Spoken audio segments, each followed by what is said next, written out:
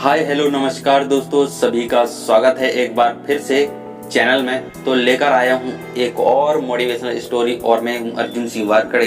तो आइए बिना देर किए शुरू करते हैं। अगर कैरियर के पॉइंट व्यू की से देखा जाए तो दुनिया में 3 एग्जाम्स का कोई मुकाबला नहीं है, IIT, IIM और IAS।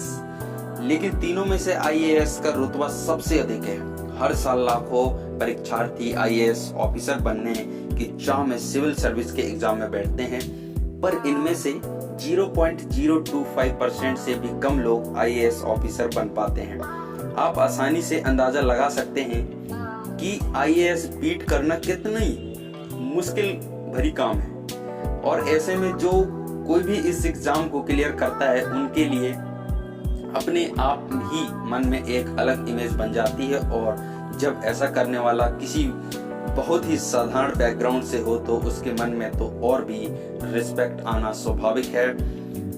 मैं आपके साथ ऐसे ही एक व्यक्ति की कहानी शेयर कर रहा हूं जो हजारों दिक्कतों के बावजूद अपने दृढ़ निश्चय और मेहनत के बल पर IAS ऑफिसर बना।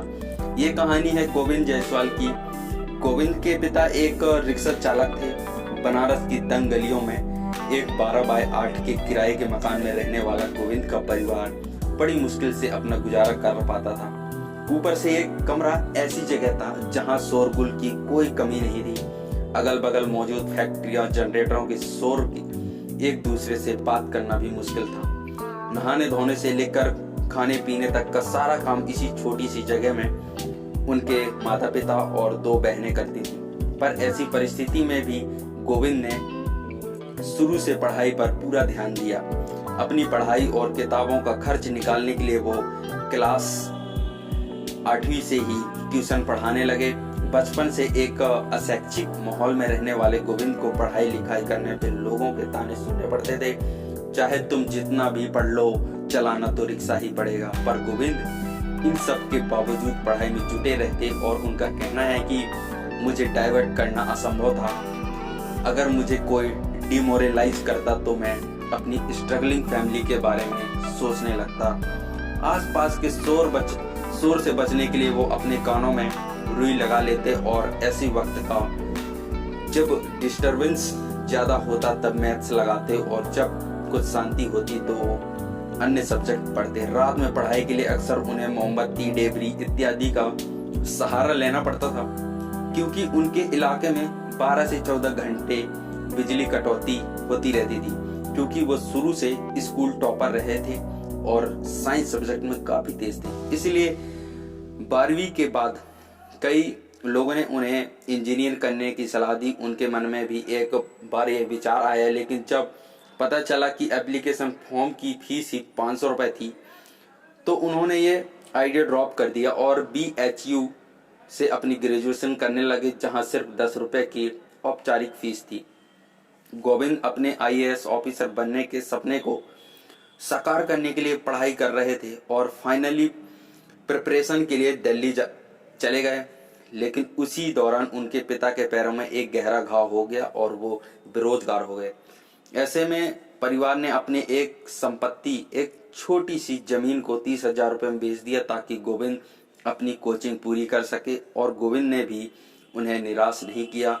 24 साल की उम्र में अपने पहले ही अटेम्प्ट में 2006 में 474 सफल कैंडिडेट्स में 48वां स्थान लाकर उन्होंने अपनी और अपने परिवार की जिंदगी हमेशा के लिए बदल दी।